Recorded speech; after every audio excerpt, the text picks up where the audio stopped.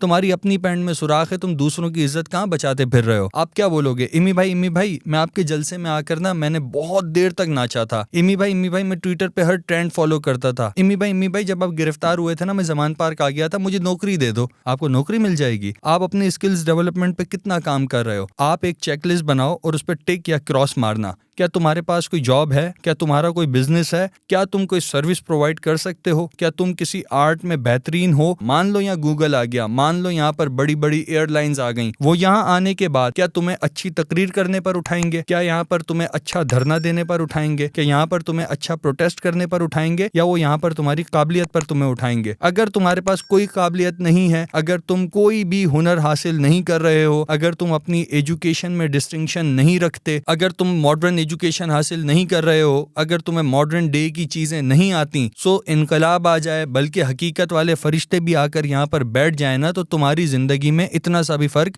नहीं आएगा। तुम्हारी अपनी पैंट में सुराख है, तुम दूसरों की इज्जत कहाँ बचाते फिर रहे हो। अस्सलाम वालेकुम, कैसे हैं आप लोग? खैरियत से हैं? यार इस बात को ना थोड़े ठंडे दिल से समझने की कोशिश करना। मान लो पाकिस्तान में इनकलाब आ गया, सारे चोर बेईमान दूर दूर तक देखने पर भी नजर नहीं आ रहे, पाकिस्तान में ईमानदारी हर तरफ ईमानदारी है।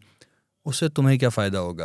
क्या इनकलाब आने के बाद तुम क्या एक्सपेक्ट कर रहे हो? घरों में पौधे लग जाएंगे जिसके ऊपर नोट उगा करेंगे, तुम वो नोट तोड़ के खाओगे, बिजनेस सेट हो जाएगा, जॉब्स की भरमार हो जाएगी, टेस्ला यहाँ मरे जाएगी कि बस हमें तो पाकिस्तान पहुँचना है। गूगल बोलेगा नहीं, गूगल भरो तहरीक चला देंगे वो पाकिस्तान में कि भाई अगर गूगल में कोई आएगा वो सिर्फ पाकिस्तान से आएगा। इनकलाब के बाद ऐसा होता है। इनकलाब के बाद भी काम वगैरह खुद करना पड़ता है बंदे को, बिजनेस खुद करना पड़ता है, जॉब खुद करना पड़ती है। आप यूरोप वगैरह की जो मिसाल देते हो कि यूरोप में लोग जॉब पर नहीं जाते, यूरोप में लोग बिजनेस पर नहीं जाते, यूरोप में लोग स्किल्स डेवलपमेंट नहीं करते, यूरोप में लोग मॉडर्न एजुकेशन नहीं हासिल करते, क्या वहाँ पर सारे काम खुद हो जाते हैं? क्योंकि वहाँ पर भाई ईमानदारी का राज है। ईमानदार हुकूमत आएगी तो तुम्हारे लिए मुश्किलात ज़्यादा बढ़ेंगी। रीज़न ये है कि अभी तो चोरों की हुकूमत है, बेईमान सिस्टम है, करप्ट सिस्टम है, यहाँ पर जुगाड़ों से काम हो रहे हैं, कॉन्ट्रैक्ट्स मिल रहे हैं, जॉब सिफारिशों पर मिल रही है, हर काम कॉल पर हो रहा है।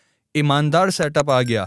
ईमानदार बंदे को टीम ईमानदार चाहिए होती है, उसे कॉम्पिटेंस ज़्यादा चाहिए होती है, वो ट्रांसपेरेंसी ज़्यादा मांगता है, वो काबिलियत ज़्यादा मांगता है। मैं अगर ईमानदार हूँ तो मुझे बंदे भी ईमानदार चाहिए, मैं ईमानदार हूँ तो मुझे टीम भी अच्छी चाहिए। मैं फुद्दू खाते में नहीं चलाऊंगा मुल्क को, या फुद्दू खाते में नहीं चलाऊंगा सेटअप को। यहाँ पर बच्चा होता है तो वो पेपर में डंडी मार रहा है, जॉब वाला है तो जॉब की टाइमिंग पूरी नहीं कर रहा, बिजनेस वाला है, इवन हत्ता के छोटे से छोटे काम में मिलावट हम लोग कर रहे हैं। उसके बाद हम डिमांड करते हैं जी यहाँ पर एक ईमानदार हुकूमत आ जाए। कैसे आ जाए? कोई ये आपके पापा बैठे हुए कि मुझे टॉफ़ी चाहिए और अगले दिन आपको टॉफ़ी मिल जाएगी। बल्कि जैसे बच्चा जिद करता है ना, मुझे वीडियो गेम चाहिए, वीडियो गेम मिल जाता है, अगले दिन वीडियो की माँ बहन एक की हुई होती है उसने। सो अगर यहाँ पर इनकलाब आ भी गया, तब्दीली आ भी गई, तो हम लोग खुद, आप और मैं, तब्दीली की माँ बहन एक कर देंगे। इमरान खान आपको ईमानदार लग रहा है, मुझे ईमानदार लग रहा है, एक ईमानदार हुकूमत आ गई। आप क्या बोलोगे, इमी भाई मैं आपके जलसे में आकर ना मैंने बहुत देर तक नाचा था। इमी भाई मैं ट्विटर पे हर ट्रेंड फॉलो करता था। इमी भाई जब आप गिरफ्तार हुए थे ना, मैं जमान पार्क आ गया था, मुझे नौकरी दे दो। आपको नौकरी मिल जाएगी। आप अपने स्किल्स डेवलपमेंट पे कितना काम कर रहे हो। आप एक चेकलिस्ट बनाओ और उस पर टिक या क्रॉस मारना। क्या तुम्हारे पास कोई जॉब है? क्या तुम्हारा कोई बिजनेस है? क्या तुम कोई सर्विस प्रोवाइड कर सकते हो? क्या तुम किसी आर्ट में बेहतरीन हो? क्या तुम्हारे पास ऐसी कोई कला है, ऐसी कोई चीज़ है जिसके लिए कंपनीज मरी जाएं तुम्हें हायर करने के लिए? मान लो यहाँ गूगल आ गया, मान लो यहाँ पर बड़ी बड़ी एयरलाइंस आ गई, मान लो यहाँ पर दुनिया के जितने बड़े जायंट माइंड्स हैं ना, वो सब पाकिस्तान आ गए। वो यहाँ आने के बाद क्या तुम्हें अच्छी तकरीर करने पर उठाएंगे? क्या यहाँ पर तुम्हें अच्छा धरना देने पर उठाएंगे? क्या यहाँ पर तुम्हें अच्छा प्रोटेस्ट करने पर उठाएंगे? या वो यहाँ पर तुम्हारी काबिलियत पर तुम्हें उठाएंगे? अगर तुम्हारे पास कोई काबिलियत नहीं है, अगर तुम कोई भी हुनर हासिल नहीं कर रहे हो, अगर तुम अपनी एजुकेशन में डिस्टिंक्शन नहीं रखते, एजुकेशन में अच्छे नहीं हो, अगर तुम मॉडर्न एजुकेशन हासिल नहीं कर रहे हो, अगर तुम्हें मॉडर्न डे की चीज़ें नहीं आती, सो इनकलाब आ जाए, बल्कि हकीकत वाले फरिश्ते भी आकर यहाँ पर बैठ जाए ना, तो तुम्हारी ज़िंदगी में इतना सा भी फ़र्क नहीं आएगा। तुम्हारी अपनी पैंट में सुराख है, तुम दूसरों की इज्जत कहाँ बचाते फिर रहे हो। कामयाब वही होगा जिसने अपनी ग्रूमिंग पर काम किया होगा, जिसने अपनी पर्सनल ग्रूमिंग पर काम किया होगा, जिसने अपनी एकेडमिक ग्रूमिंग पर काम किया होगा, जिसने एंटरप्रेन्योरशिप पर काम किया हुआ होगा। अदरवाइज उसके बगैर आप ख्वाब देखें, ये बहुत अच्छी चीज़ है ख्वाब देखने के लिए, ये बहुत अच्छी चीज़ है खुद को एक डिल्यूजन में रखने के लिए, एक अल्टरनेट रियलिटी में रखने के लिए। प्रैक्टिकल दुनिया में तकरीर की उतनी ही अहमियत है भाई जितनी एक पॉर्न फिल्म में मेल एक्टर की होती है। कोई तवज्जो नहीं देता, कोई ध्यान नहीं देता। ये सिर्फ दिल को खुश करने के लिए, अपने आप को एक गलत फहमी में मुब्तला रखने के लिए बहुत अच्छी चीज़ है।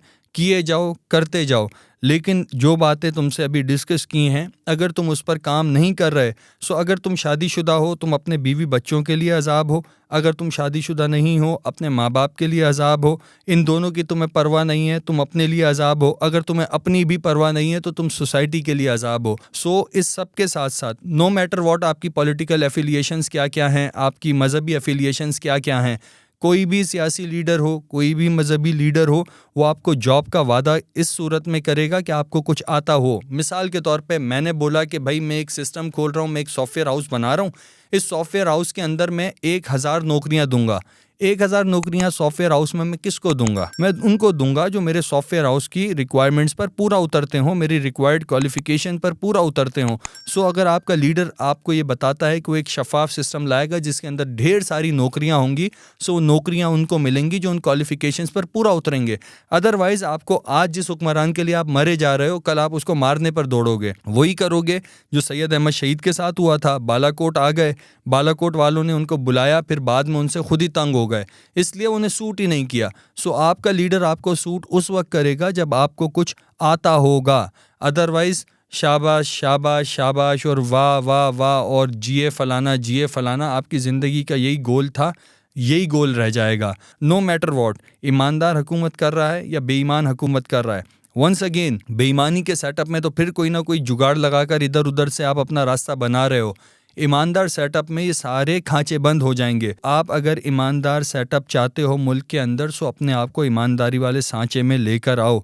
अपनी ज़िंदगी में से जो आप बेईमानियाँ हरामखोरियाँ करते हैं, हम लोग, आपसे मुराद मैं और आप हैं, सो उस सांचे में पहले लेकर आएँ। उसके बाद आप डिमांड करें कि फ़लानी चीज़ होनी चाहिए, ऐसा होना चाहिए, वैसा होना चाहिए। अदरवाइज़ ईमानदार हुकूमत आ गई, इनकलाब आ गया, सो इतनी ज़िंदगी अजाब हो जाएगी, इतनी ज़िंदगी अजाब हो जाएगी कि आपको आइडिया भी नहीं है।